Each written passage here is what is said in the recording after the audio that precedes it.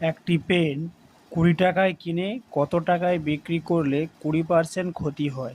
না এখানে 20 টাকা দিয়ে কিনেছে, কত টাকা দিয়ে বিক্রি করলে 20% লাভ হবে? না এখানে কি কি দেওয়া আছে আমি জাস্ট দেখে নেব।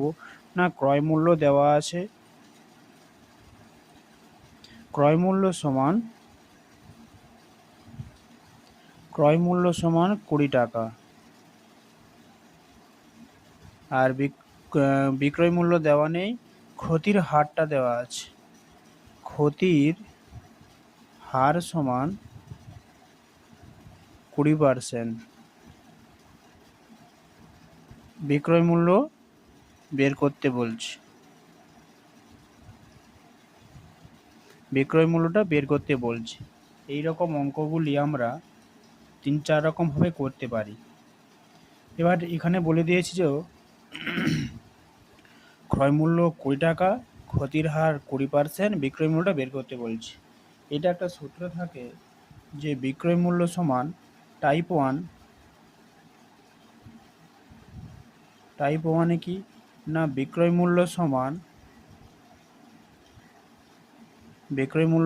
কি না বিক্রয় মূল্য সমান ক্রয় মূল্যের 80%। এখানে 80% কেন লিখলাম না এখানে বলছে ক্ষতির হার 20%। টোটাল আমার যদি 100% হয়, টোটাল যদি আমার 100% হয়, সেখান থেকে যদি 20% ক্ষতি হয়ে গেছে তাহলে টোটাল আমার 80% থাকবে। এই 80টা এখানে লিখলাম। তাহলে আমরা জানি ক্রয় মূল্যের মানে কি, মূল্যের বলছে মানে কি 20, ক্রয় মূল্য 20 এর 80%। এবারে আমরা কি করব, এই পার্সেন্টেজটা তোলার জন্য 100 দিয়ে ভাগ করব। এবারে এই শূন্য কাটবো, এই শূন্য করলে তাহলে বিক্রয় মূল্য হবে আমার 16 টাকা। এটা একরকমভাবে করা যায়। এই অঙ্কটা আরেক রকমভাবে যদি করতে চাই, কীরকমভাবে করব, টাইপ টু